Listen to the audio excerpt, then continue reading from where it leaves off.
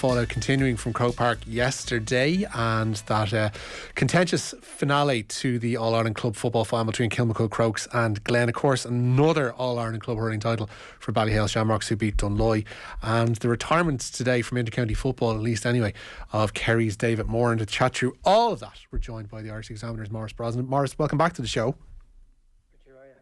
We'll start with the Kilmacud Glenne situation, because I think that's obviously the most up in the air one at the moment. We've heard umpteen stances on it, not least of which was Joe Brolly's just before the break.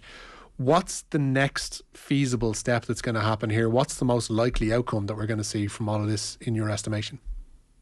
Yeah, that's a very good question. And I would love to give you kind of a definitive answer around it. But I do think that part of the problem I heard yourself and Mick kind of disagreeing about the likely outcome there earlier. And I think part of the problem in a situation like this is that there's three tenets to this debate, right? Like, there is the stuff that Joe was very well outlined there a second ago about there's the technical side of this. There's, like, precedents within the rule book, there's other circumstances we've seen previously. So all that stuff definitely does feed into it. I actually think there's a huge emotional element of this that feeds into both the reality of it, the reporting of it. I would say I do think people are, and I would say this off the bat, like, I do think people are coloured in their view of Kilmacud because of the Jane Walsh saga. I don't want to relitigate that here, but there definitely is an element of that.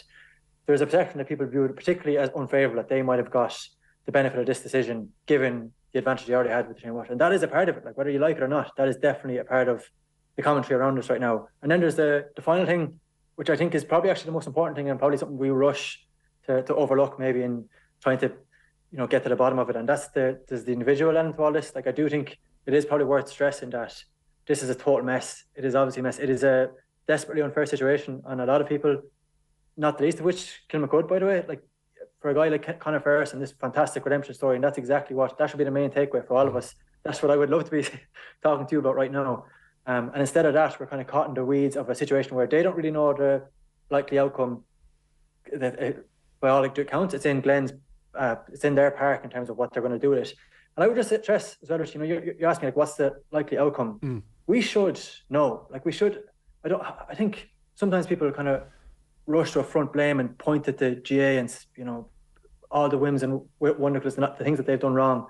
But in a situation like this, I do think you do need to show an element of leadership and come out and not leave it up to clubs in situations like this. I actually think this is a historic problem. I do think a large element of the violence we saw around crowds and refereeing, which was an absolute plague in 2022. Belatedly, we heard from the GA president there. We didn't hear anything from the Director General. We would have previously under Park Duffy, but we didn't hear anything in that circumstance. And that puts Glenne, who met today, by all accounts, to sit and discuss what they're going to do, in a really uncomfortable situation and trying to evaluate, do they think they would have scored in that last play? How much of an influence did it have? They're trying to get into the weeds of all this stuff, like what I've just outlined to you, this technical, individual, emotional stuff. They're trying to navigate all that when they shouldn't have to. Somebody should take that out of hands, to my mind. Yeah, GA Club Championship, of course, and Off the Ball is in partnership with AIB, proud sponsors of the Football, Hurling and Camogie All-Ireland Club Championships. Check out #TheToughest for more. Setting aside the emotional element of it is obviously what needs to happen here, but as you mentioned there, the GA needs to show leadership here. I find it I'm absolutely incredulous that the GA have left this in the hands of Glenne to come back and say, well, if ye have a problem with it, then we'll go and do something about it. But other than that, the notion is then that if they don't, the GA would see no issue as a body with what happened yesterday, which kind of negates them having rules around this scenario to begin with. And even that rule, as a 6.44, as Joe points out, is really ambiguous in terms of the, I don't want to say punishments, but the action that they can take as a result of it, which is either forfeiture of the game, a replay of the game, or a fine under certain circumstances. And I don't think, and I'm open to correction here, that it sets out what those circumstances are or what circumstances would have to be met for either a forfeiture, a replay, or a fine. And that's a problem. It is a huge problem. And even the reality that we're waiting, like, to spell this out, we're waiting until Wednesday to hear if they've lodged an appeal. Well, then within 24 hours, it's going to be a hearing. And the latest indicators are, if there is going to be a replay, that's going to be on Saturday night. Like, after the emotional high of this final, after teams being, I'm sure both teams were on the beer last night, regardless of the fallout for all this, like, all that is feeding into it as well. I do think Glenne as well, there was a lot of, there was a jump immediately when Malachy O'Rourke came on after the game and said, a very valid point that he thought they're beaten by a better team. For what it's worth, I agree with him. Like, I do think that was the likely outcome was Kilmacud win. But then you're going to get caught between a rock and a hard place, which is that, like, do Glenne sit down today in that vote? And I'm sure they're aware of the idea that they need to take what would be an admired stance and take their medicine, so to speak. The flip side of that is that, you know, that leaves you with no All-Ireland medal, and there's always the what if about what would have happened with that last play. We saw what happened to Kilmacud at the last play last year, so it's not like it was totally beyond the realms of possibility. I think it's a horrible situation that Glenne finds themselves in. I actually think I do have, as I would stress again, a lot of sympathy for Kilmacud. I think they're in a particularly horrible situation as well. This was an officiating mess. Stuff like this used to happen all the time. You know, you go back, like, and I'm sure, you know, as been outlined by a lot of people, like, you can go back to throughout the noughties, there was Nafina brought a case in front of the High Court about an extra substitution. I'd read in the Irish Examiner archives this morning that Dunboyne played Navan O'Malley's in 2005 in the Meath Championship.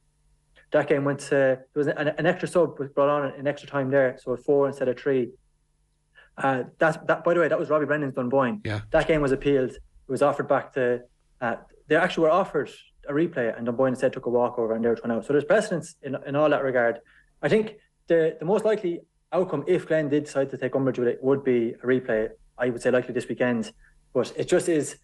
It leaves a sour taste around what should have been a great weekend. Loads of much better stories, a lot of things that I would much rather be talking to you about right now, to be honest. All right, well, let's talk about one of them, because one of them is the continued kind of amazing nature of Ballyhale Shamrocks as a club, and what they have consistently managed to achieve at the top end of club hurling, beating Dunloy. Not a day for green and gold, let's be honest, at Croke Park yesterday, beating Dunloy 122 to 1-5, spurred on by Owen Cody.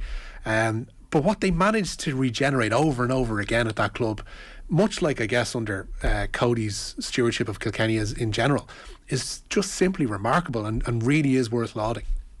Absolutely, yeah. It's, you know, I was talking to Will and Ashling on the Club Championship show last week, and I made the point that I'm talking about Gaelic football now, but you go back to like 20 years ago, let's say, and you kind of had one-off success fairly regularly. You know, you pointed on Gaeltucht, played Caltra in a final, that sort of stuff. Clubs who kind of wouldn't have had as much success afterwards.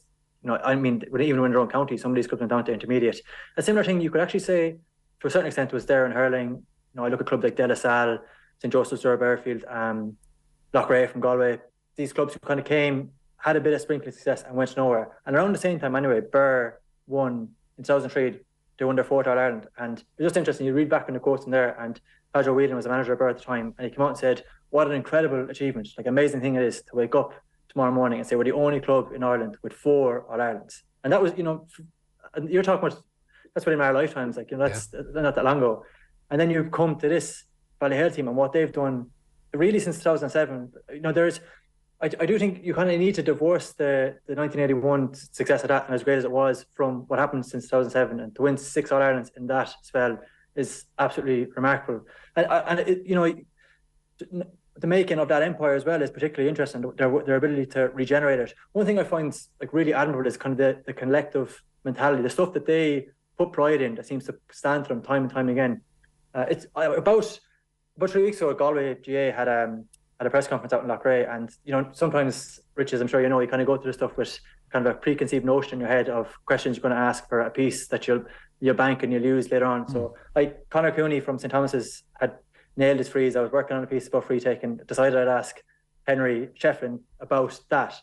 All I wanted to ask him was about the very end of the Galway County final this year. St Thomas has actually won a 5 in a row as well, and Conor Cooney nailed 2 late frees. So I asked Henry Shefflin about that, and he went off on a really long soliloquy, the most lengthy answer of any he gave in that press conference, talking about all the other stuff. That was not his takeaway from that game, was nothing to do with that. He started talking about this insane hunger that within that club. He drew parallels to Ballyhale, the exact same way that it managed to regenerate their collective mentality, the desire to keep going again and again, like talking to these guys and seeing how hungry they are to maintain that level every single year. And I thought it was interesting that for one reason or the other, you know, Henry Shefflin was not going to give a tee up and praise the freeze. That was not the stuff that he put any value in, really, to be honest. What he put value in was everything else that comes with that. Yeah. And I definitely see that's throughout Ballyhale all the while, that has been a constant theme. And like to go, I don't know about you, that 50th minute when I think it was a point, it was the margin at that 50th minute, and you're starting to think back on last year and what happened, and how would that affect their mentality? And I think they rattled off the next 7 or 9 scores. Like, they were just ultra cool down the straight there. And champions do what champions do. When you've got a spine of a team that's essentially Joey Holden, Richie Reid, Paddy Mullen, TJ Reid and Colin Fennelly, you're going to be okay, I think, more often than not, really, as well. I mean, they really have a superb tranche of players and have that ability to regenerate them as well. Listen, we're at times against us and it feels really unfair to try and pack this into 3 minutes, but David Moran as well announcing his retirement from inter-county football today. It almost seems mad to me that he only has 2 All-Stars to his name. Such has been the consistency of his performance down through the last decade plus for Kerry. Just really a superb player in midfield for them the last decade. Yeah, this is to be honest, this is one I would get. Like, this is my emotional vote. I would like to give an award for services to football for David Moran, particularly because, like, Richie, you have to put it in context. His first All-Star comes in 2014, and that is, against that as an iconic, the double against Mayo. But you can't just look at the raw materials. You have to put in context. Just like for a second, bring your mind back and think about where the sport was in 2014. Like, this is the year that the black card had to be introduced that year because of cynical fouling. The average margin in the provincial finals that year was 9.5 points. There was pay limitations of Jimmy Guinness's blanket defence everywhere. Like, it was desperate. We were stuck in a dark age. And the one literal kicking light at that time is David Moran, who was just absolutely adamant. He's going to kick the ball, kick and catch. He's going to play Gaelic football the way we all want to play.